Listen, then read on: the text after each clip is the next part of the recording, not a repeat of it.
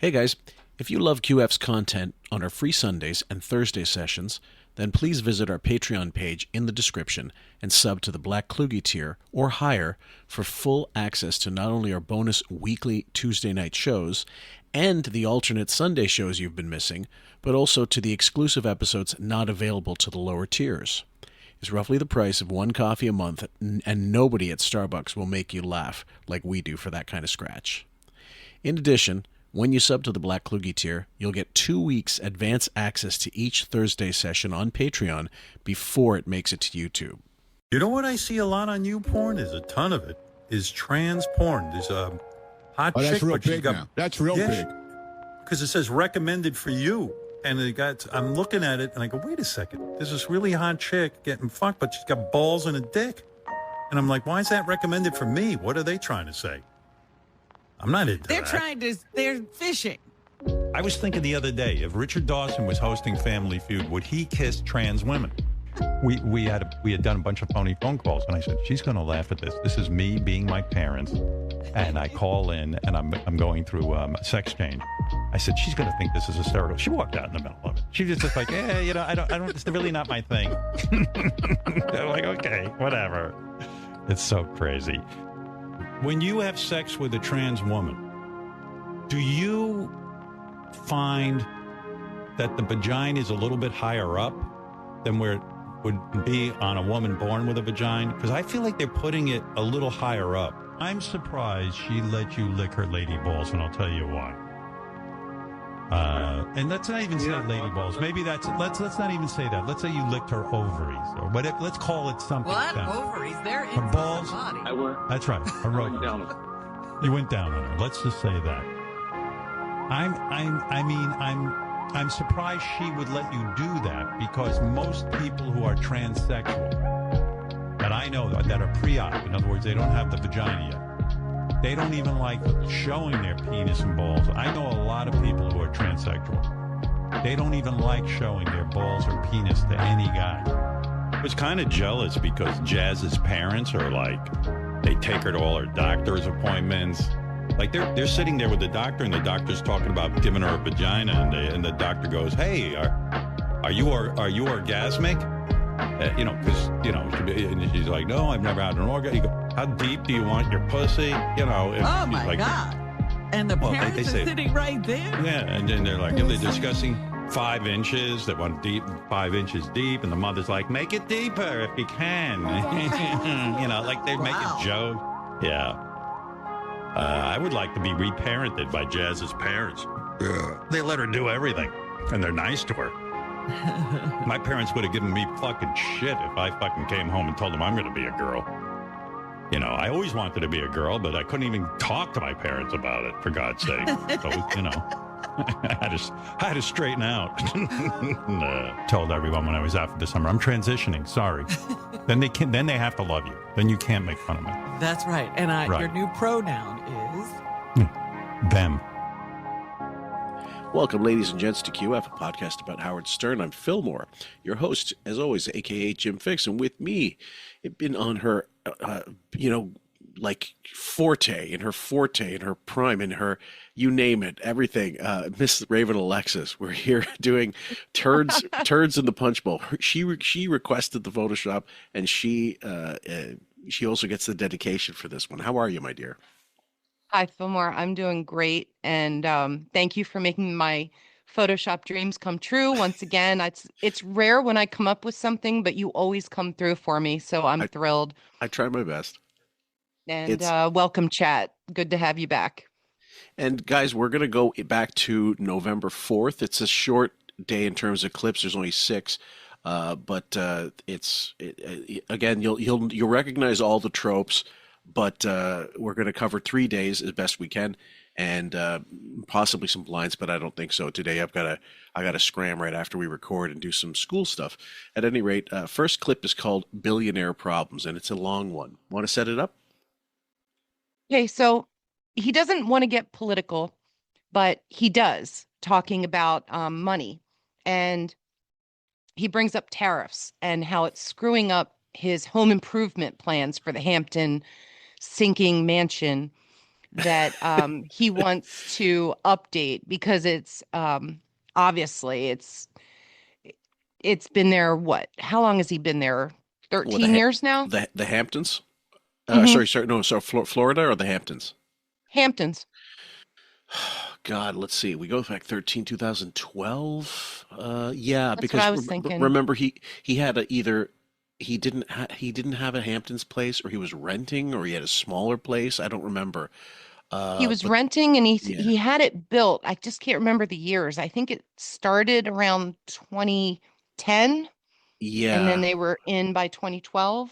yes, I think you're He right. didn't talk about it while it was being built, though. He kept that secret as far as Yeah. I remember. Oh yeah. And And yeah, yeah, he's mad that they're giving him estimates that are way too high, even right. though he's like, I can afford them, but I'm not paying that price, you know, Mr. Chintzy. Well, he seems to think that that thing he used to bring up all the time, I don't bring up money because I don't want a plumber to come in and think that I'm, way richer than I am, whatever. Basically, like people don't know based on where you live, and well, like it's the most retarded logic I've ever heard in Yeah, my life. you're in the hot spot of the Hamptons with like 7 acres of beach property, Yep, 7 chimneys, and you don't think they're going to realize you have money. right. And it's totally like guarded. There's cameras everywhere. There's high hedges that are like 20 feet tall.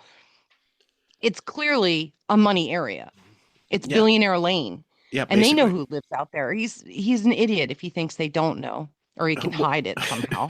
What the well, fuck? it's when Bugsy Siegel, who basically started Las Vegas, even if you've only seen the film Bugsy with Warren Beatty, which is actually a lot better than it gets credit for, it's incredible because they basically like Virginia Hill, the people that like everybody fucked him out of money. They knew he was. They saw him. They didn't know what the fuck he was doing, and they charged him for the same fucking palm trees like 6 times, that kind of thing.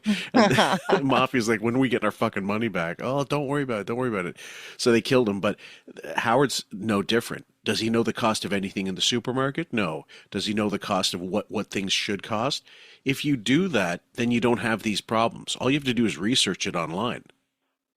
Right. But then I'm also thinking if they're using that as a tax shelter to keep and rehabilitate kittens and fostering, then it's a tax write-off. Sure. So I'm not so sure what craziness is going on. All I know is right now he's getting work done on his face.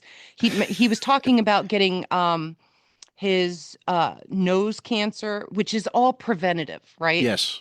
That he was going to use some cancer cream or it burns off a layer of skin on the nose because I don't know. He claims he had all these sunburns as a kid and he's got things that have been dermatologists has burned off his legs and now he's getting Nonsense. his nose done, whatever.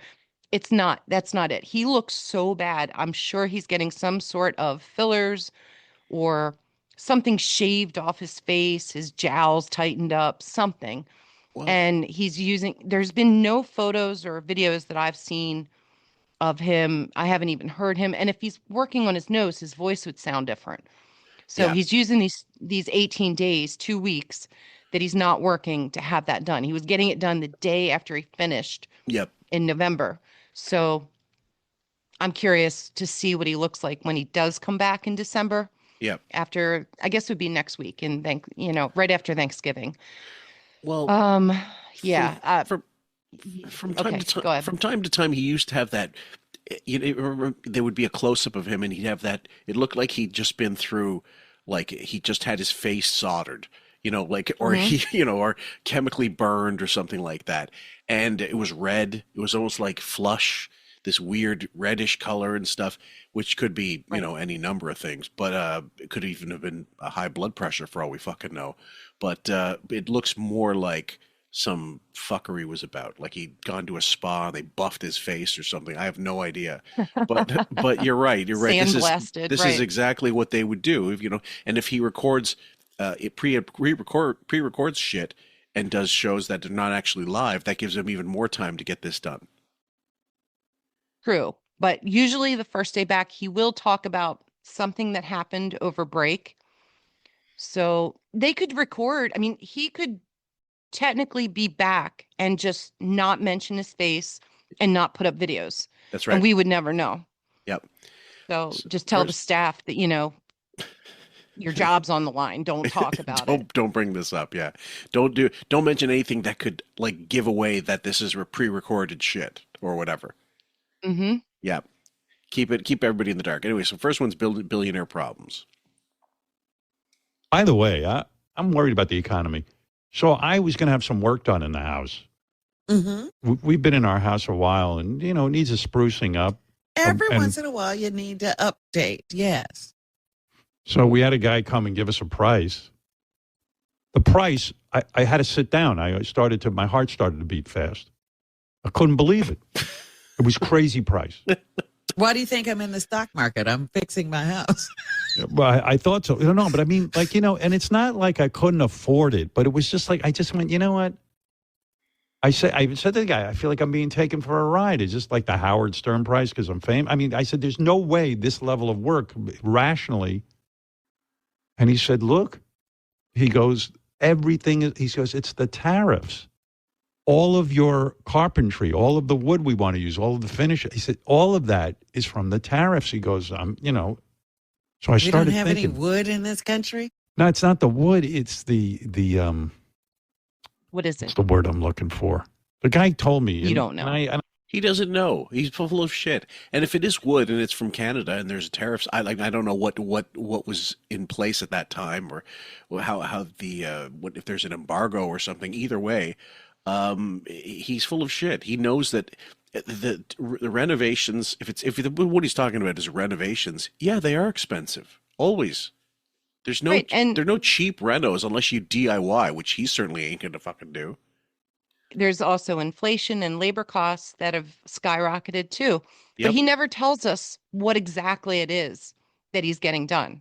Never says. It's Yep. the don't ask kind of line of discussing things. Right, and like this one little bit of information. He says it's the what is that? What's it? If this is something that's really bothering you, you know exactly what it is. Like, what is it? Marble, imported marble that you're not talking about? Because let's be honest. Because if it would be that, then that makes perfect sense. You got to get some marble from Italy or whatever the fuck it is, some imported piece of like black granite or something like that. I don't know, like something. Even if it was like special teak wood or Yes, balsam or some, I don't even mahogany, know what they use. illegal woods or some shit. Some totally tacky that's going to look out of place and like a grandfather's place or a Yeah. museum Yeah. that was, built back in the 60s. So he has horrible taste. And Beth's is even worse, Just I as think. bad. So Yeah. who knows who's designing shit for him this time or who got into his head and his pocket and is giving him advice. But this Yep. is all we got. I checked with someone else. They said, yeah, it's I said to Beth, can you go on OnlyFans? Just show like, a little bit. But no, but in all seriousness, the guy showed me the the shelving and all the different finishes and all. It was all tariff related. So I said, well, I'm not doing it. I'm not paying that kind of money. I don't feel good about it. So I just realized, so the whole job gets canceled. A whole bunch of people would have been working on this. And I don't get what's going on, but Well, Howard, I thought I started with a very good budget, like a really great Yeah. budget. And I was just Nothing. informed they've gone through that. And there's still Yeah. work to be done. So I think she's in a home. I don't know what she's talking about unless she's getting her house redone to sell it, which is That could- very good possibility. Possible, yeah. And for him, it just occurred to me, maybe he's getting like a guitar cabinet built, something custom yeah. that he wants to have, like a music room dedicated to all his collection because they're probably like just scattered all over the house right now. Yeah. Well, I mean, the thing is sometimes when it's renovations, what kind of cost do people run up? If it's like knocking a wall down, right? Or, making a new room from scratch, yeah, you're going to pay a shitload of money unless you know somebody. But even then, again, like just the cost of materials. Like, let's say the job is free because this is your brother-in-law or something like that. They're not going to go out of pocket for your fucking renos. And is it the whole Mhm. house? Is it a one room? Is it, landscaping as well? I mean, there's a lot of things to factor in there. But bottom line is, if Robin, what Robin's talking about sounds like you're exactly what you're saying. Gussying up the house, one of her houses, so that she can sell it off. But Right. I'm pretty sure she just has the Jersey Beach house. I don't yeah, know of any others, yeah, I can't but I imagine could be she's wrong. keeping. Yeah, I don't imagine she's keeping multiple residences anymore. Not that like because if they're not like I said for years now, if they're paying him less, they're paying then Howard's going to pay her way less as well. Like enough to make it worthwhile for her to stay on, I suppose, but not the big money days anymore. Right. Enough to give her a bone to stay, Yep, but she would never say no to him. She's going to work till she croaks, yep, pretty much. She yep. has nothing else. I mean, No. okay, she says she's trading stocks, but like she is a narcissist and she needs that place to be seen and heard. And Yep. I know Bring Back Jackie thinks that he's not going to bring her back. I disagree with him on that. I think she's coming back Oh yeah. and she's the crutch and the laugh track that he needs. Oh yeah, he desperately needs her. It doesn't mean he needs her in all things. It just means he needs Mm-mm. that presence or whatever somewhere out there. Because if he doesn't know that someone is there on the line, anytime he wants to say something, that's a problem for him. So it'd have to be like Beth or some other person, but there's got to be a replacement because he can't hack it by himself. Right. I mean, he brings in the staff quite a bit as Yep. far as Wilding, Nowicki, JD a lot, Yep. Richard now and then. But I don't think, even if he has been like kind of semi auditioning them, none of them are going to fill the spot that he's No. used to with her. No way. And she is going off the rails with some of the shit she says. So, I mean, her non sequiturs and the way he cuts her off, I love them. but he's minimized her in interviews and brings her in at the very end. Yeah. So that we'll see. We'll Yep. see. Next one is called Yeah. Okay, Wiggy. Where I swear to you, I was in college my sophomore year, and the best looking girl in our dorm, she contacted someone and said, "Tell him I want to go out with him." Like I'd get like that, and I'd be like, "Well, what? This does not fit my profile. How could the best looking girl in the So you dorm?" immediately start trying to talk yourself out of it. And once she met me, and I remember I knocked on her door, and I pretended I was taking a survey for a class. Uh, And she looked at me and said, "You're not taking a survey. You got word from my friend that I wanted to meet you." I go, yeah. No. I was embarrassed. I go, no, I'm taking a survey. That's a coincidence. I didn't know you wanted to meet me. She goes, "You absolutely know I wanted." She goes, "Stop." So she agreed to go on a date with me, and then afterwards she ran away. She was turned off by my personality. But look at how you Okay, this is all fiction. Go ahead. That's what I was going to say. This is actually the lie of the day or one of many. Yeah. And I've never heard this story before. Never. This No. this was made up either on the fly or the night before while he was scripting out his outline for the day. And he met Allison when he was like 19, and that would have been sophomore year in college. So Yeah. I'm trying to figure out where she comes into the timeline with all this. Well, I mean, there's the way he talks about it. The girls the quote unquote girls he says he was involved with, even when the big lie, like, oh, I was fucking a model in college. He was with Allison at the time. So if it's Beth, if it's Allison, he still manages to fuck around on whoever he's with based on his own shit timelines. Yeah. Well, he claims there was a girl at Princeton. He used to take the train from BU down to Princeton and fuck her brains out like Yeah, six right. times in a day Yeah. and then go back home. But then that ended and that was unspecified what happened really. And there was no names, never anything trackable, any details that are enough for us to really like remember or go, we just, everything is so sketchy. Next one is called Ugly Cheap and Bad Personality. What a combo. Girls, can't you just you got to take this person home, don't you? A Not only no-brainer. was I gross, I had a bad personality, turned out. I thought I had a great personality. I was a triple threat. I was ugly, poor, and a terrible personality. You tell me how I'm going to get laid. Whiny. You weren't. Yeah, I had to whiny. become the king of all media. Come on. You know that. No, High but then like my maintenance. freshman year in college, again, this girl who was a model professionally, couldn't keep away from me after a long drought. And I went out with her and I broke up with her. That's crazy. Go figure that out. Yeah, I didn't think she was appropriate girlfriend material. Evidently. Now, Robin's laughing her hardest. She's trying her hardest to do that. She's got the fake laugh going. Should add that one to the archive as well. It just as part of some fake laughing theme.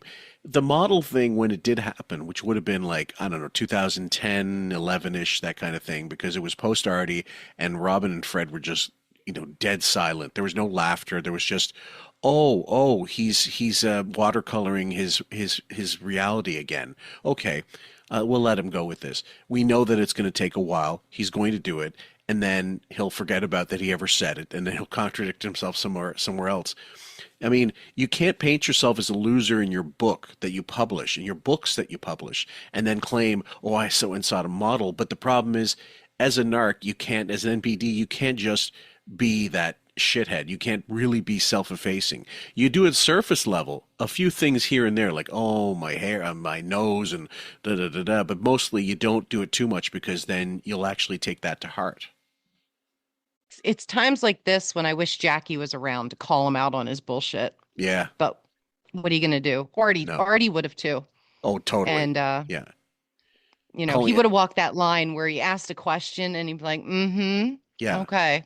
Yeah. And how do you explain this timeline there, Doctor Who, traveling from, year to year with different realities? Anyway, the next one is called Self-Promotion Rock and Roll Hall of Fame. And it becomes more of a thing, guys, the longer the years go on, because there's also recently Jimmy Jam of Terry Lewis and Jimmy Jam, the producers. And also, was it Jimmy Jam passed away? No, it was, No. my mistake. Jelly Bean Johnson from the time. He, the drummer, passed away. So rest in peace. Okay. But Jimmy Jam and Ann Wilson, I think, started talking about Nancy. Nancy. She's okay. I'll always get those wrong. So I fuck it up. But the Rock and Roll Hall of Fame stuff, getting the Ahmet Erdogan award that he wants to get, like desperately in the Rock and Roll Hall of Fame. Which again, who gives a fuck? No one really cares. And then. Like the Radio Hall of Fame, he used to bitch about that all the time until he was in. Now that he's in, when he did get in, he's still pissed off that it took him so long and that, other people are in there with him, that kind of narc shit. It's amusing when it happens, but the Rock and Roll Hall of Fame stuff is really annoying. Well, as a narcissist, he loves announcements and he had the hair award for 3 years, for Christ's sake. Right. Because he had to get like awards in his head. Yes. So he had that made up for himself. Right. The Blockbuster Video Award was not enough, right? It had to be something. Newcomer. Mm-hmm. Yeah. The next one's, this is self-promotion, guys. John Hine got a hold. Is this why John Hine was interviewing me for 7 hours the other day? That's part of it. The other part of it is Rock and Roll Hall of Fame week. All next week, we're going to be playing your 127 interviews of Rock and Roll Hall of Famers that have happened over the years. Oh, and wow. Nice. You're going to be shedding light on what you think of all of them. But the round table is going to kick things off on Friday. Yeah. Oh, for fuck's sake. Like, they're just going to like play that shit out of that Springsteen interview and whoever else. I mean, it's actually, when you think about it, it's more shocking who he hasn't interviewed than who he has, because there's a lot of people, he's passed on that he could have been, front and center when grunge was happening, as opposed to latching on 5 years later, and getting the Pearl Jam interview back in the day when they were still doing promotion in early 90s and stuff. He was still dressing like, somebody's a roadie for Enough's Enough when Nirvana hit big. It's funny. Yeah, he's just such a washed up old fucker that has no clue and no taste in music. So it's so ironic that this of all things is the one he's going to go after.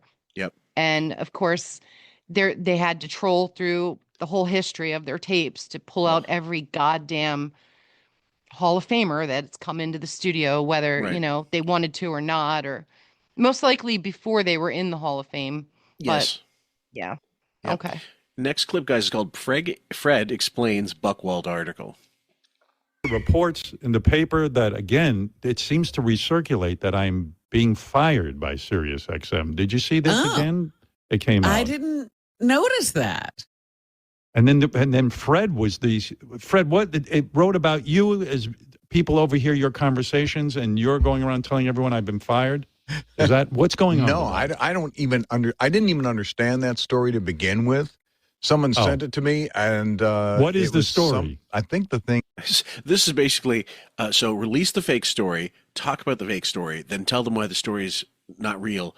But you're basically promoting. You're doing the Bill Cosby delivery of a shit fucking news story, and make sure, guys, if you haven't read the article, which you probably haven't, here's the the reference, here's the clue, so you can go look for the article and then read it and see what they're talking about, which is really pathetic. That's like someone saying I'm a model, as opposed to people just like, oh, that's Paulina so and so. Yeah. No, it's like you said, it's super pathetic, and he's just soaking it all in, and it's time filler. Yes. The show is just the saddest thing, and these clips have been on the back burner for a while. I haven't pushed them to the front for a reason. Yes. Because of bullshit like this. It's all BS. All of it. Yeah. Is looking for work after the show ends or something like that.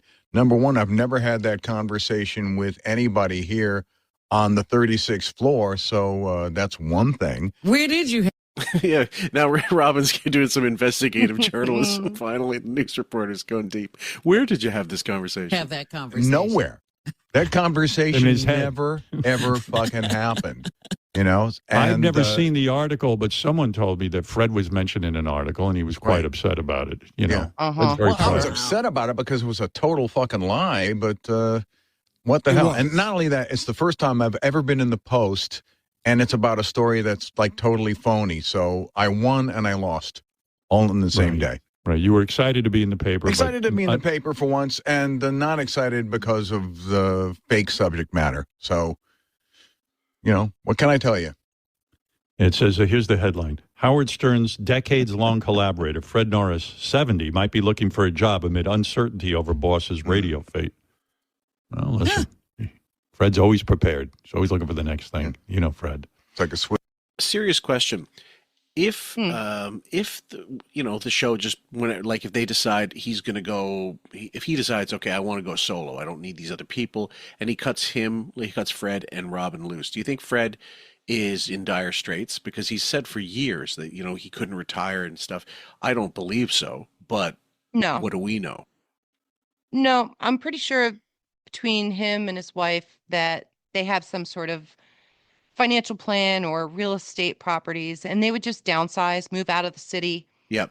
And just find a nice little suburban place, and raise, they've got their daughter who's, I think, graduated college or is about to. At this point, she's So got to be. they're empty nesters. Yeah.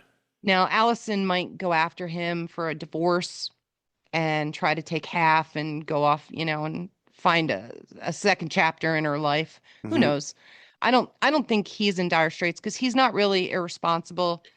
He has guitars and motorcycles. That's his hobby. Yeah. He drinks some scotch or whatever it is that he likes. And Yeah. Well, he's just an introvert. It was a while back. They were selling their place in New York, and it really didn't look all that great considering. I mean, it was something going for like $1 million or something like that. And no, very little natural light. It was, it was like a brown. I don't know if it was a brown. It wasn't a brownstone. It was like an apartment. It was a couple of double like a two level apartment. And I don't know if they offloaded it, whatever the hell. They probably did downsize because the daughter has gone off to college and decided, well, this is the perfect time to, get rid of stuff and get to a smaller place or somewhere like that, or, just make it a little more compact, or, go somewhere where it was, because it was during COVID, right? I want to say it was a couple years ago, like 3 years ago. Yeah. And it might have had like a rooftop, but it didn't have laundry. Yeah. And there was some some real negatives to it. And then Oh, it no was in, I guard, guess, no doorman, no like no, doorman. yeah, That's what it was. yeah, And so there are probably people that would have bought it for that price. And sure, with that amount of money, you can go off into the suburbs, and go to Connecticut or Jersey, yep, even Pennsylvania, hell, and live pretty cheap off of yeah, that. And if you invest it properly, you can just, live off that interest for a while. sure, why not? And the last clip for the day, guys, is called not for the recording, just for this day. Wig likes attention. I like all these rumors. I don't like it for my staff because, listen, everyone Right. here works hard. They might think there's some truth in Yeah. what they're reading.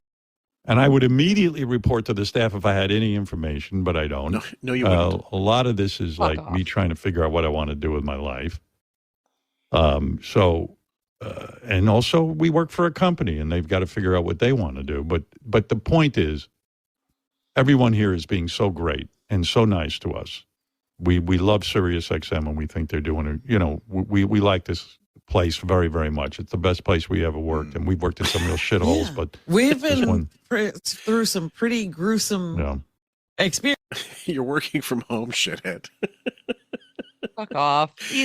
No emotion behind that. No, nothing. None. No points or examples to give, like why it's so great. It's so great because you roll out of bed and stumble down the stairs, turn on a mic, and everybody else does all your work for you. And you get Yeah. all the marbles. Yeah, it's interesting, the way like I'll give you an example how things changed permanently after the pandemic, and maybe for the better sometimes. Like for example, this is one way that I thought of offhand. In when church services couldn't be had because people couldn't congregate, right?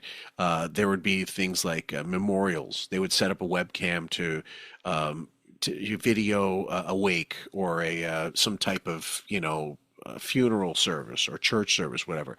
And that would have been considered in a lot of churches. They would have been like, no, we're not putting a camera in a church. This is it's against the blah blah blah. There's nothing in the Bible about cameras in church. Let's be honest. No. It doesn't matter what, or the Torah, or whatever the fuck. And so it became possible for people who were real shut-ins, pre-pandemic shut-ins, that could actually do this. So that was kind of a good thing.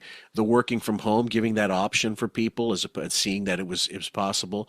The downside being that some people still never recovered, and became more introverted as a result and more shut down. And that's one reason why there was a preponderance of not a preponderance. There was a glut of mental health specialists, advertising on YouTube a lot during the time, because it was very important that people get an outlet to talk to about stuff, and a lot of people didn't at the time. Right. Well, another benefit was, like you said, with shut-ins, they had access to doctors, Yes. telehealth. Yes. So that was great. But a negative was it screwed up our kids. Yeah. And now they're years behind in learning just their basics in math and reading. Yeah. That colleges have dropped their standards completely. SATs don't mean shit anymore. Yeah. It's sad. It's if you can afford the school, unless it's like one of the Ivy League schools, then that's a different case. But even Yeah. those, there's all kinds of drama going on with those. Yeah. Basic, schools that will take you if you can afford them. Yeah. And the government, will give enough money so that you can squeak out a loan and get by. But college educations aren't what they used to be unless you have a career in mind that is going to be around for a while. Yeah. Nursing, some of the scientific fields, medical, any of those I think are still going to be viable for a while. Yeah. Anything else, teachers are quitting at an astronomical rate. Mm-hmm. And it's because the kids don't know how to behave. The parents don't parent. And they're so far behind in learning that it's just a zoo in a lot of cases. Oh yeah. Unless it's, one of the higher end schools or a private school where they have more control over the kids. And the But public rise, schools are it's terrible. brutal. The rise of AI, students using AI to do their fucking work, it is brutal. Nowadays I had to, it's different teaching a second language to students, but still you can tell that they used online materials to put stuff together, because either one, it's flawless, Or number two, it's cookie cutter. Like you could tell that this was not a human being that came up with this. It's like when we were younger, we used to, copy it, basically we'd copy source material, not understanding, thinking the teacher knows you didn't write this because it doesn't sound like your voice. You have to, you learn to, input the information, like learn it, absorb it, and then explain it in your own words, which would be different than Right. with something. There's a tonal shift, and so now having to have apps to put people's work through to show that they fucking cheated, and then going, well, you know what? It's a university or a college, but it's also a business, and we need to fucking push these assholes through because for the next group, because we're still at the end of the day, we need money, we need tuition fees to offset the cost of professor salaries. One of the things about AI is like on Google Docs, a teacher can reverse search and tell what percentage of that paper is AI. Yes. So teachers, I've noticed as of this year, started making students not use their Chromebooks or their computers to write papers. They have to do it all pencil and paper in Yes. class. They can't do Yes. it at home anymore. Yep. And it has to be on paper. The Yeah. outlines, everything. They have to show all that. And when the teachers that do allow the work to be done on a computer, they're able to detect the AI parts. So Yep. students are being dissuaded a bit, somewhat, but they're still using it. Yeah. I see it with even math. They can take a screenshot of a math test and it'll give them all the answers and the work. It's brutal. So they're not learning. And when they actually have to show that on another test that they don't have access to AI, they're Mhm. screwed. Yes, and it's going to affect them in the long run because at the end of the day, I'm not saying you have to know every bit of information that was thrust into you, like when you were, a high school or university or college student, but you're not going to have that critical thinking. You're not going to be able No. to, independently just say, well, this seems reasonable. That doesn't. You're going to when you have to consult AI or you have to consult basically some cheat sheet back in the day. You're actually cheating yourself. That's the big sadness. It is. It's Anyway, true. guys, I don't want to keep going down that road, but I thought it was interesting to address because Howard's cheat code is a fucking binder that the staff have put in front of him. Like everybody, it's not limited to students. It's I'm sure it's his underlings putting his stuff together.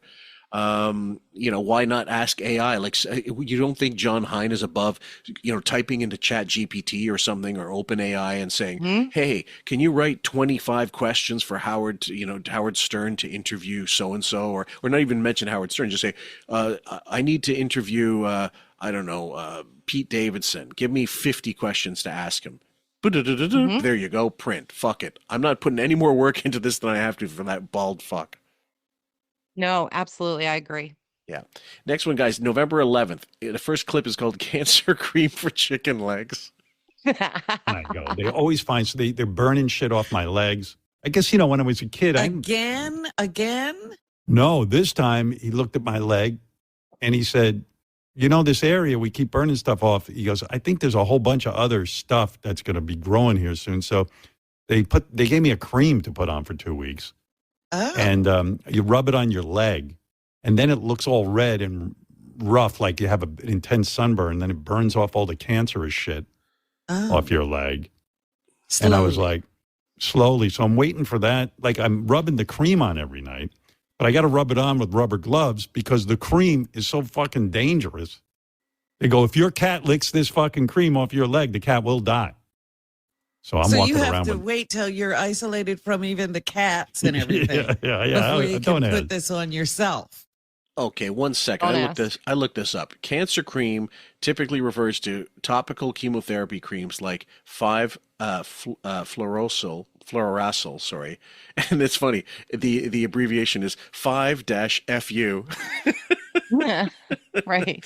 Or immunotherapy creams like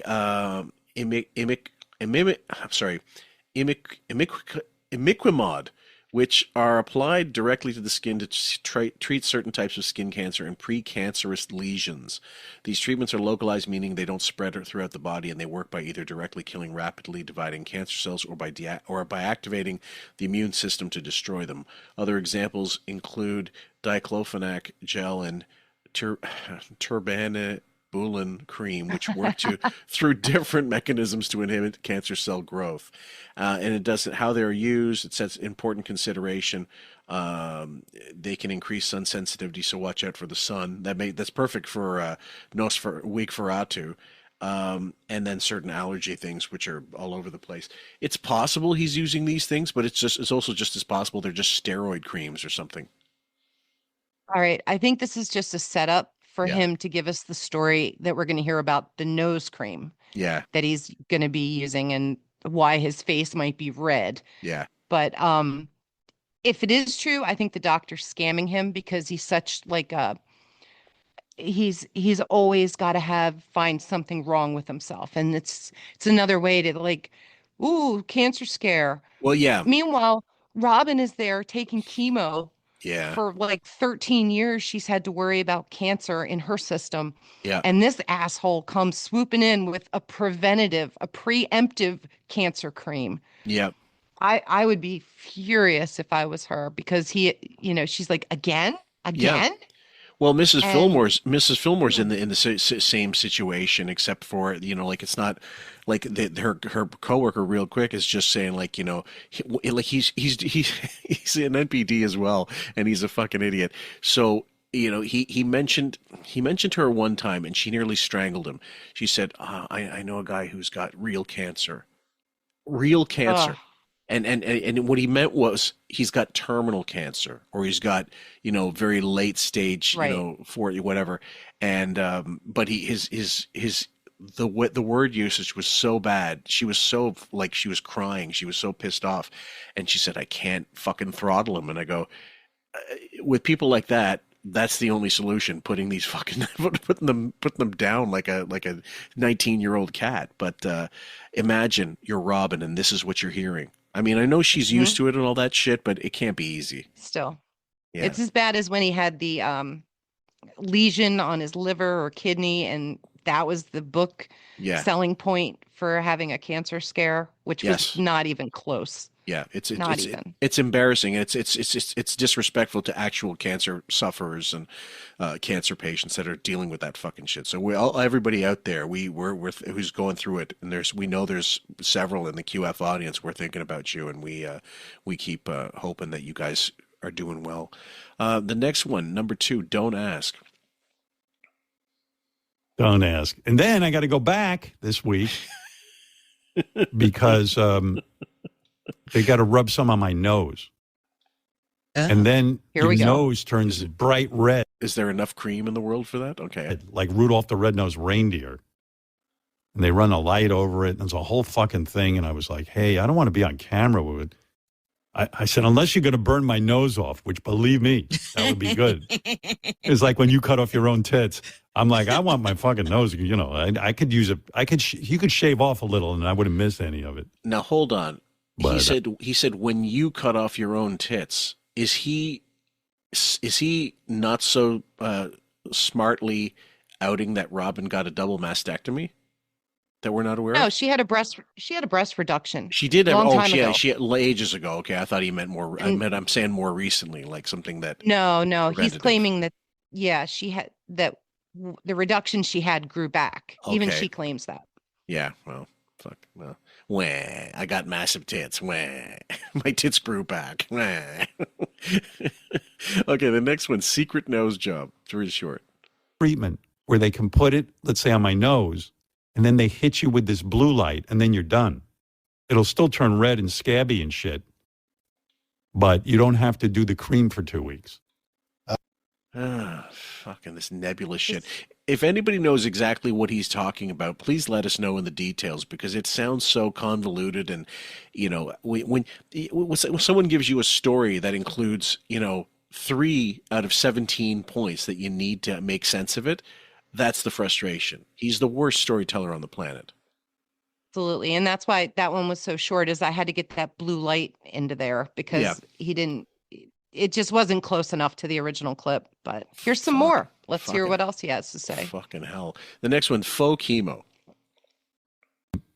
Yeah, I don't know, but I got thoroughly depressed the other day when I left the doctor's office. It's not like a life and death situation. It's just got to be maintained with the cream and this. And I just got depressed. I was just But like, apparently it can turn into a life or death situation. That's why It you've sure got to can. keep that's why you doing prevent it with this. Yeah, because Yeah. people do still die of skin cancer.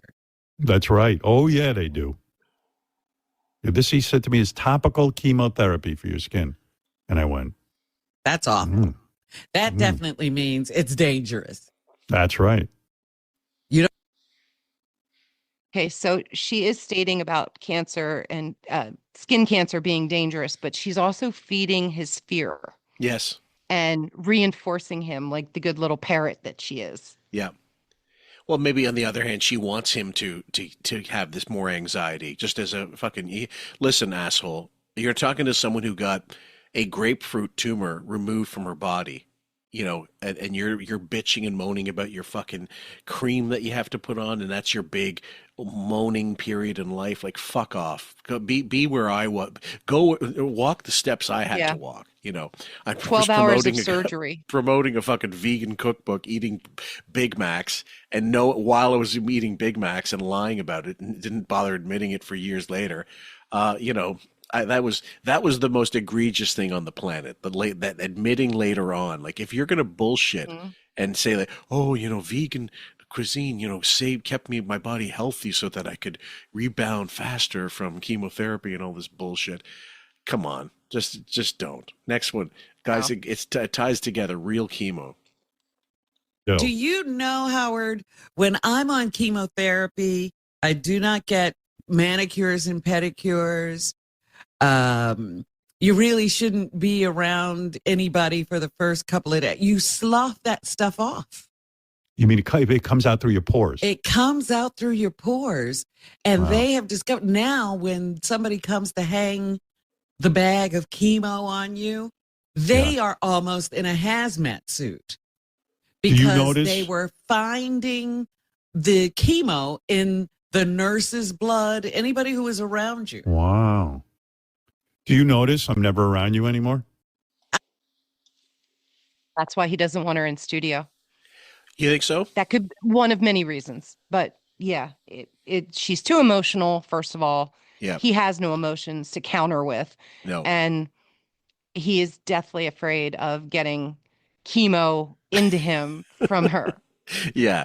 Well, and it is true. He's like, a 79. I know that, like, this particular this latest cycle from Mrs. Fillmore, she got sweats, like not cold sweats, just sweats, like, and it wasn't even like it's irrespective of whether the room's hot and stuff. So that had to be wiped away, and then I realized, oh Jesus, this has got to be like I should have gloves on when I'm doing this, and so I had to wipe it away, but also wash those things and get new rather than reuse the same cloth. I just got new cloths and kept stuff in plastic bags, and I had a whole mess of cloths. And afterwards, I'm like, how do I wash these exactly? Like, with bleach? Right. What the fuck do I put in? Do I throw them out? So you do have to be careful the first few days. I think it's 72 hours it should cycle through your system, but then after that you're fine. But and the nails, they get brittle. They definitely lose their strength after chemotherapy. So that she definitely knows what she's talking about there. I know. I said, why Yeah. doesn't he ever see me? I'm not going to see you. You're lethal. Like chemo. And you come over, I hug you. No more. That's it. We're done. You stay away. Fuck. Yeah, that's the super Mr. Sensitive best friend. This is my best friend in the world. The next one, guys, more Rock and Roll Hall of Fame bullshit. I don't think it's going to happen. Although when Jimmy Jam said, when you had Jimmy Jam and you had Nancy Wilson and you had Simon Kirk all kind of saying they would back me for Rock and Roll Hall of Fame, like, there might be something to that. But Jimmy Jam's on the nominating committee. Look, this is how it starts. Remember, there are people we have campaigned for who are now in the Hall of Fame. Sometimes the Hall of Fame has to be reminded how and what made these people famous. I think if Jan Wenner was still at the Rock and Roll Hall of Fame, he was a big fan of mine. He put me in Rolling Stone magazine like 3 or 4 times on the cover. Yeah, I also invited you to all these fag parties. Bingo. It's like you're reading my mind now. That's my superpower. Well, the Jan Wenner, of course, if he wanted him in, he would have put him in a long time ago. Right. Yeah. It's So yeah, it's just a pathetic plea for him to be in, and he loves promoting himself. yes. So this is right up his alley. Next clip, guys, is called "Eye Roll of the Day." Matt Cameron of Soundgarden and Linda Perry of Four Non Blondes said they would back my candidacy as well. So, See? so you might see me there next year. I might be getting inducted.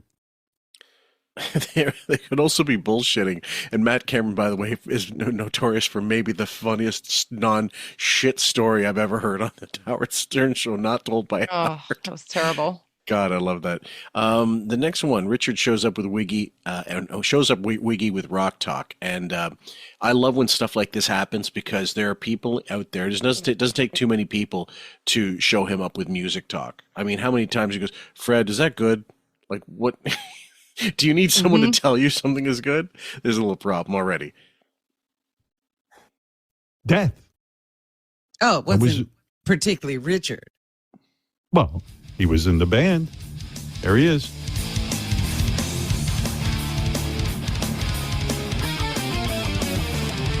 I mean, Richard's a great drummer. I can't believe he can make a living doing this.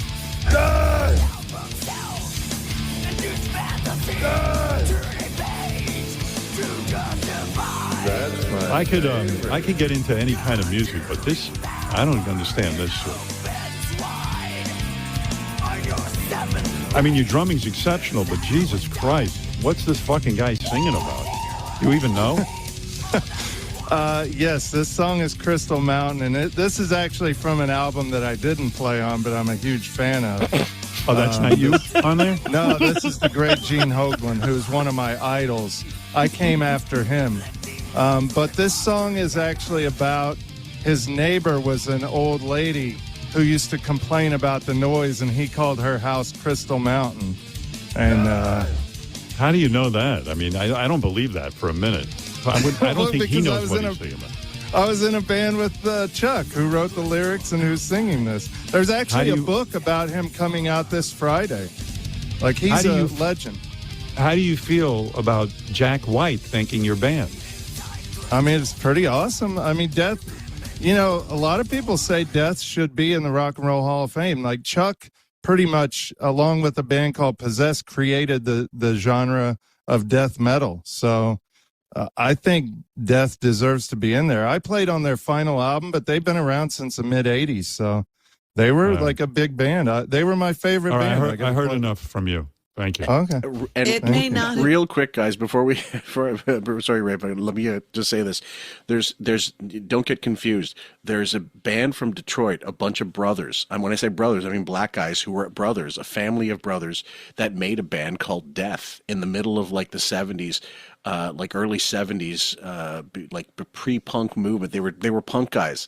And there's a documentary out there on YouTube now. It's fantastic. If you haven't already mentioned it on the show one time, when he was still there, it was that long ago, that there was a report in the New York Times that he discussed. Then years later, they made a documentary that I can't remember who put it together, but it's great. It's a bunch of brothers, afros and everything, and they're playing this punk music in the middle of like Motown. I loved it.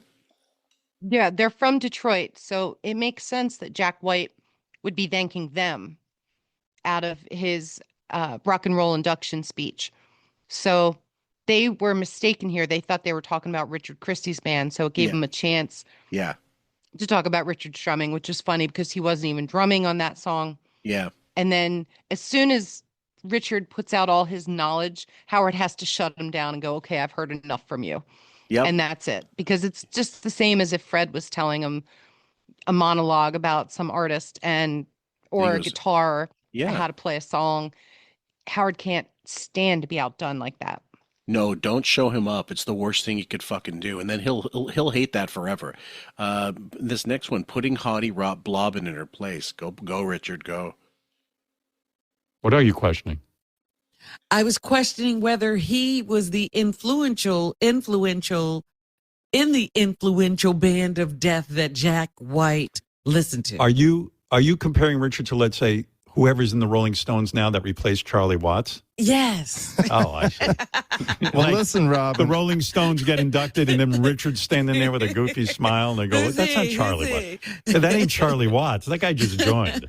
Well, Robin, the album I played on came out 27 years ago, so that's long enough to be influential.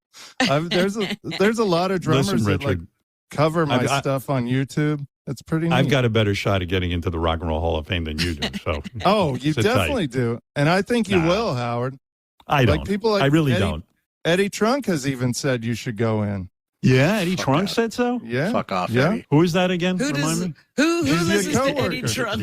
Yeah. I listen every day to Eddie Trunk. I'm a big fan. I know who he is. He's terrific. Yeah. All right. Thank you. What? Fuck off. And fuck off. First of all, Eddie, poor Eddie. And I know he knows about the show. I know he knows about our show. But the thing is with metal and the Rock and Roll Hall of Fame, not that I want to have a big discussion, metal is not taken seriously by the Rock and Roll Hall of Fame. It just isn't. It's No. not, it's taken as seriously as, punk was, really. Except for certain people that, towed the line and given Godhead interviews to fucking Rolling Stone. Like Patti Smith is always highlighted as one big thing, and, the Ramones and all this bullshit. But they have just no respect for Richard. And Richard, he's right. A lot of fucking up and coming, like in the metal scene, his name is a legend. Exactly. The thing is, death metal and punk belong in the Hall of Fame more than country or pop music. I think so. So when you've got people like Madonna and Dolly Parton in there, why are we not having more bands, more punk, more metal? Rock bands. Why do they have to? Obviously, it's more of mainstream and people know the names. And so it brings in more viewership. Yes. But it's not true to musical roots and where other music has come from and been inspired by. Yep. Like at one point, Ice-T might get in because he was in Body Count, but not because he was a rapper back in the day that used guitar samples and stuff, and used a lot of guitar samples. But that's not rock and roll. That's still hip hop. He doesn't belong in there. That. But they're putting in hip hop and rap. Yeah. So like Run again, DMC. it's certain categories just get ignored. If you're going to do all these others, you might as well be more inclusive. I think so. Next one, questioning Bowie's star fucking skills and sobriety. Some people wrote in criticism of Baba Booey. And I think here, listen to this letter one of the fans wrote. Holy shit, you send Gary to all these events and he never remembers a single fucking detail. Were you even there, dude? Were you even paying attention? Like when I asked Gary, well, hey, what's the flavor of backstage at the Rock and Roll Hall of Fame? Who'd you see? Blah, blah, blah. It was sort of a lame report. I do agree with this. It sounded like no one was back there. The only guy I saw was David Letterman's manager, and then he sees Dave, and the conversation was, I don't know, it was kind of nothing happened, man. What's the use of sending you to these events? Let's send Wolfie. Well, I mean, I'm not there with a tape recorder. I talked to Brandy Carlisle, I talked to Chris Robinson. There wasn't a lot to say, but I'm not doing a report. I'm talking to people about getting stuff done on the show. Were you drinking at this event? I think I had 2 drinks. It was pretty limited. That's what I thought. All right. What? That I had No 2 wonder you drinks over 7 hours? Yeah, I had 2 You probably had drinks in 7 4, hours. and you probably I had didn't. Now you forgot. You forgot the interesting stories. Ask him how many gummies he popped while he was there, too. Good question. And the thing is, Bowie's, I think it works like this. You tell me if you disagree. Bowie goes and he's actually going to schmooze for whatever reason, free tickets. He's trying to scam free tickets, free swag, something. And then in the back of his mind, would you like to do the show? But that's his way of saying it so he can justify doing it. I don't believe he's trying to, I don't think he's trying to shoehorn guests onto the Stern Show one bit. I think that's the last priority on his mind when he does this schmooze shit. He's not sealing any deals. We didn't. No. It's not like he said, "Hey, I got 3 guests coming up next year or in December, right, for the show that I met at the Hall of Fame." He's talking to publicists. He's just schmoozing. Like I said, it's the free food, the free drinks, star fucking, yep, being Mr. Big Buoy guy on campus, Yeah. just rubbing elbows with all these people. The big buoy on campus. That's great. The next one, Kicking Buoy and the Chompers. Great clip. Completely forgot that Gary appeared on Letterman. But in fact, here is a small clip. This is Gary in 2010 making an appearance, in fact, on the David Letterman show, promoting the book They Call Me Baba Booey. Yeah, I think I blocked this out because I've always viewed my appearances on Letterman as, you know, a real Special. accolade like this, special. Yeah. But then when you see the Baba Booey got on there, it just ruins it. Our next guest is what a complete asshole. And the reason why he didn't block it out, first of all, he's probably spent 45 minutes on the air bitching to Gary, like, how dare you get on Letterman, that kind of shit. If we ever covered the Bowie book saga, it's going to be insufferably bad. I'm thinking I might just condense the best parts of it, in which there's no best parts. He's just insufferably awful to Gary. And it's all one big, month's worth of, collectively, of who are you to release a book? Why are you fucking doing this? Know your place, that kind of shit. Making fun of his desert island lists and top 10 lists that are complete fluff in the book. No one cares. Yeah. But I mean, it's a slam dunk to bust on Bowie, but he took it to so far of an extreme that it wasn't funny. Like, Artie was off the show by then, but this kind of stuff was very petty. It wasn't like previous Bowie bashing, which was kind of fun. It wasn't fun or funny most of the time. No, it was just him hammering away at the same points over and over. Yeah. And it was him jelly beaning. Yes. That the little tyrant King Baby. Yep. Who was pissy that anybody on his staff got a perk or special treatment anywhere, anytime. Yep. Next one, guys. Okay, King of all media. Make sales. I know. And then he got a job yelling at people to go make a sale. And they're all miserable. So he retired. And now Doug Podell, the Doc of Rock. It's his turn. Nothing sadder than giving your name to yourself, Doc of Rock. Which I did. Love it. Love it. Love it. Oh, fantastic. Yeah. And I thought it was Jackie gave him the name. I think Howard was the one that self-promoted. All right. Fair enough. That he was the king of all media because he was like, I had the #1 book, the #1 movie, the #1 soundtrack, and none of that really resonates, but okay. Yeah. Maybe for like a brief moment or half a day. Well, yeah. Enough to, he bought enough of his own books to be a bestseller. That kind of thing. Look, the truth is at that time it did sell. There's no question it sold. Would he have been? Yes, would he have been above buying copies of his own book to make sure it was #1? No, he would have done it in a heartbeat. Well, with the last book, he probably had to do that. I think so. Yep. Next one, guys. We're going into November 12th, and this is called "Too Many Naps for Zoompa." Oh my God. I know. I've been up since, I don't know, 3 o'clock in the morning, maybe 2:30. I can't sleep anymore. I don't know what's going on. Just remember, he goes to bed at 8. He lays down at 7:30, watches a half hour of TV, goes to bed at 8. So if you go to bed at 8 and get up at 3, that's 7 hours. What the fuck is your problem? I would kill for 7 hours during a Monday through Friday week when I'm getting about 5.5 a night. I'll take that 7 anytime. But he's got to bitch about it. They say as you get older, you need less sleep. I find the opposite is true. How are you? How do you see that these days? Well, at almost 53, I can get by, like I said, on 5.5 hours per night on like Monday, Sunday through Thursday, and then like Friday night, I'll sleep 12 hours. I will do the same thing on Saturday night as well. And then I'm good for the whole week. It's like I catch up. Mm-hmm. And it might not be 12. It might be 10. Yeah. If I have to do 7, it's fine. 8, 9, whatever.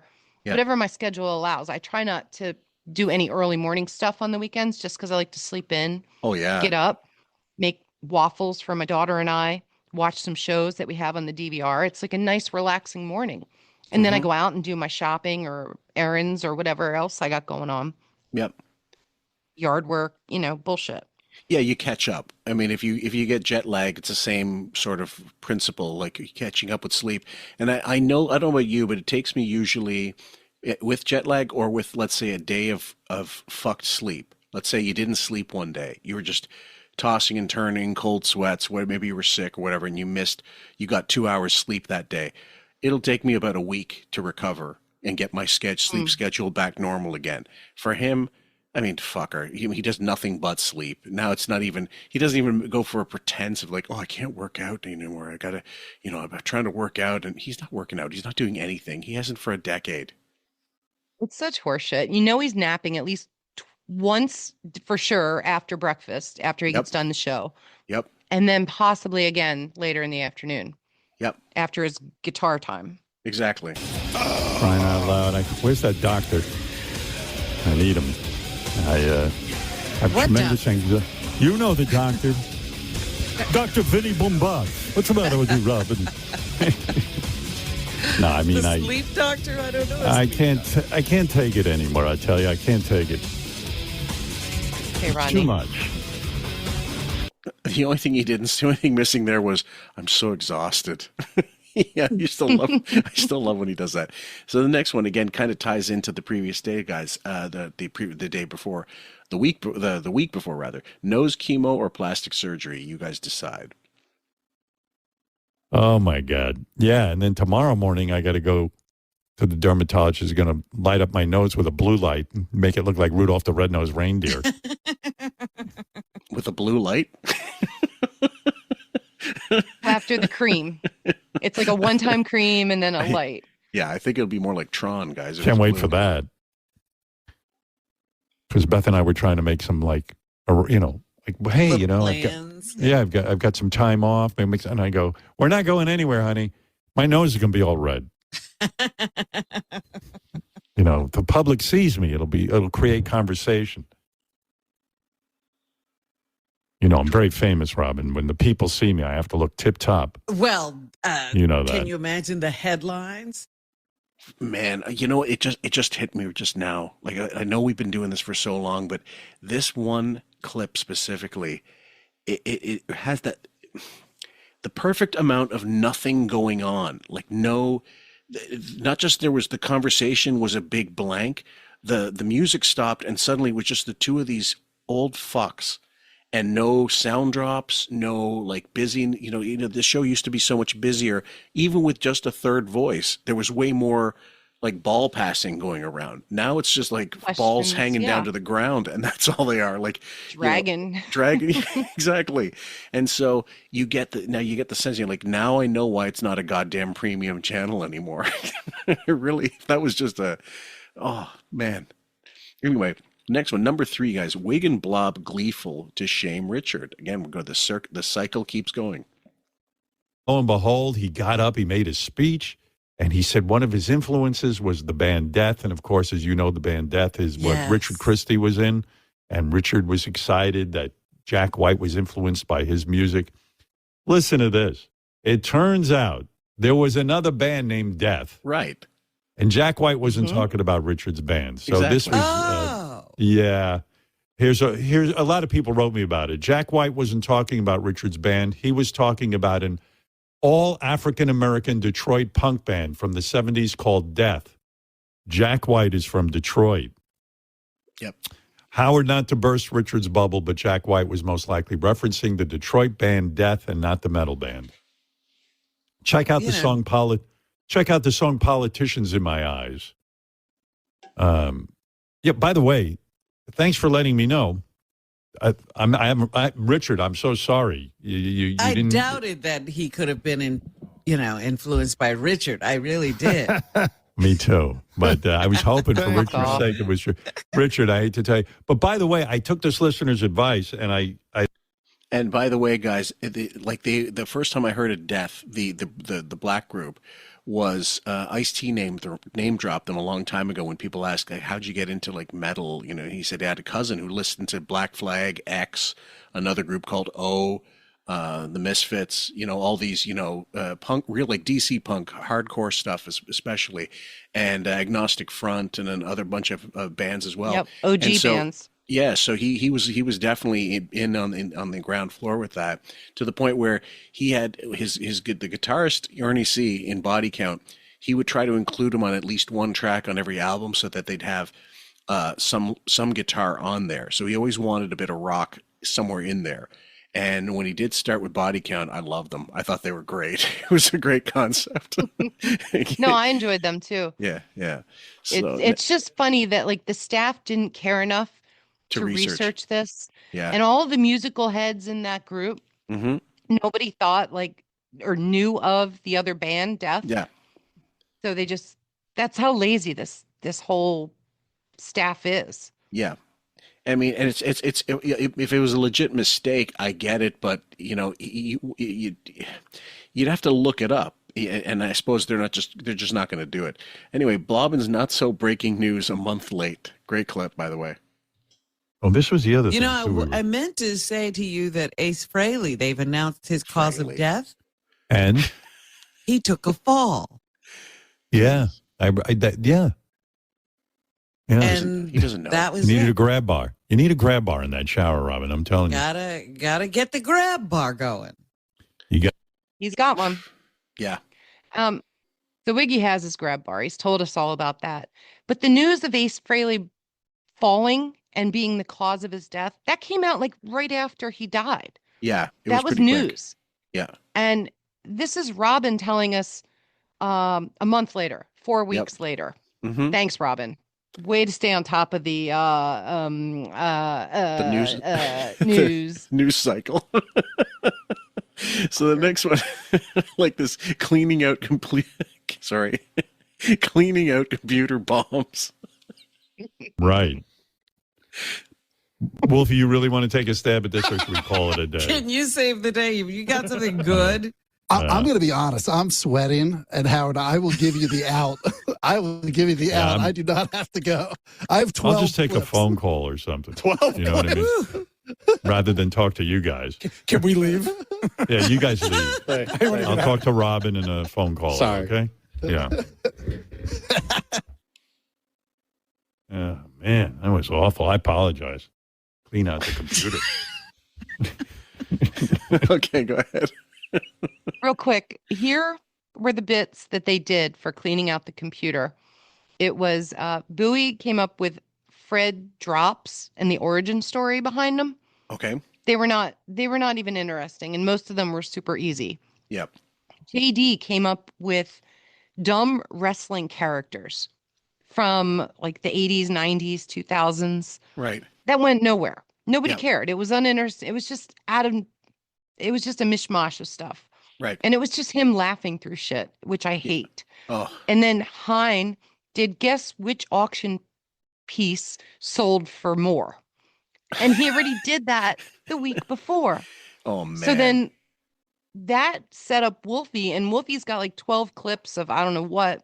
And he just was like, please, no, I don't want to do this. And they'd been talking this bit up for days. Yes. Almost a week, a Yep. full week of we're going to clean out the computer. That's why I thought they were going to have off that 1 week, but they never got to it. And then that Monday they talked about it. Tuesday they talked about it. Then finally this Wednesday that Yep. we're playing, it just bombed, and they couldn't get out of that studio fast enough. Well, I mean, you can smell fear. They say animals can smell fear. They can smell, whatever. I don't know. People can smell desperation. These guys can smell shit radio bits, and they know like they're stinking up the place. This is worse than when Johnny Carson had a crap monologue and had to, save a bad joke and stuff that he would include on purpose, just to like a high wire act. But these guys can't do that. Right. This is just crap. Wow. Ugh. Let me put a button on that.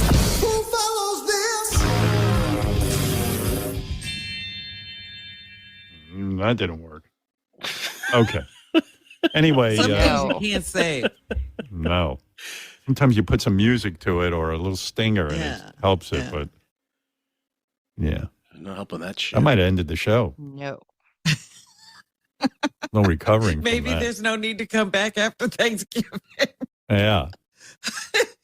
Just write us. If you think the show is tanked, then we won't come back after Thanksgiving. Please. Let's go to Daniel. Fuck, it's so empty. All that dead air. Dude, that's like some there was a DJ. I was listening to a college, like university radio at the time, and the guy had didn't realize the song had ended. So it was just dead air. And then you just heard him like going, he was eating something, like it was a break time. He thought his mic was potted down, and that he didn't realize, oh my God, I got the wrong version. I wanted the 7-inch, but he played the single version, and he still had a couple minutes of dead air. And I was thinking to myself, fan-fucking-tastic. I was laughing hysterically. That's great. This is the opposite. It's just coasting on fumes, if that. It's just like one last putt, and then, keel over and die. Right. It's terrible. Yeah, you're right. It just reminded me. It's like mini golf when you can't sink the putt. Like you keep fucking passing, you keep missing the hole constantly. Next one. And the last one, guys. Marianne from Brooklyn. Sorry, MFB? Oh, Marianne from Brooklyn. Yeah, okay, I got that right. Stocks Jimmy Jam. Guess what, Howard? Who do I text with? Jimmy Jam. Yep. Jimmy Jam texted me that he's been working on getting you into the Rock and Roll Hall of Fame, Howard. Do you believe that? Yeah. No, I do not. I think it's true, Howard. It's on my text. I would never lie to you. It's true. Why is Jimmy Jam a super successful guy? No offense to you, but why is he texting with you? I don't know. I got his father's book, Cornbread House. I read it. I know he's been on the wrap-up show at Razan and Sturzology, and then all of a sudden I went to see him at City Winery, and we connected, and I'm not such a schlub or a house cow. No. You know, just Jimmy Jam texted me. Yeah, I'm very. Okay. All right. I had it for today. You know what's funny? He talked up the guy, Jimmy, and Jimmy Jam, of course, is a legendary producer, and along with Terry Lewis.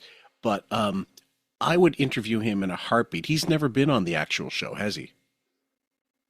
No, he just did this special for them. I mean, I know him from working with Janet Jackson, but I'm sure he's done millions of other things. Loads of artists. I mean, they were so in demand, especially during the New Jack period, and they were basically the producers du jour for a lot of artists. And they created they kind of, I don't know if they created a sound, but they popularized a sound, that Minneapolis sound.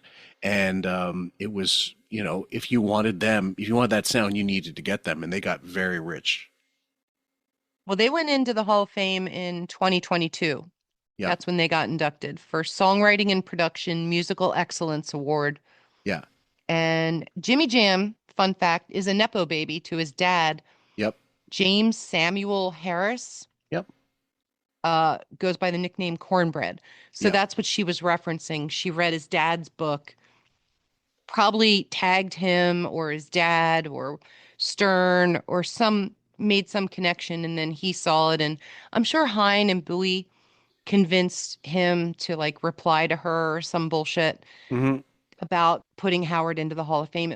It's all so incestual there that the only reason she gets on air is to promote shit. And this is all more announcement stuff for Howard wanting to be in the Rock and Roll. Oh, I'm so sick of the fucking Rock and Roll Hall of Fame. I dread it now every year. I used to kind of enjoy to see who get put in and hear them talk, or the collection of their work, and see somebody perform it, if not them.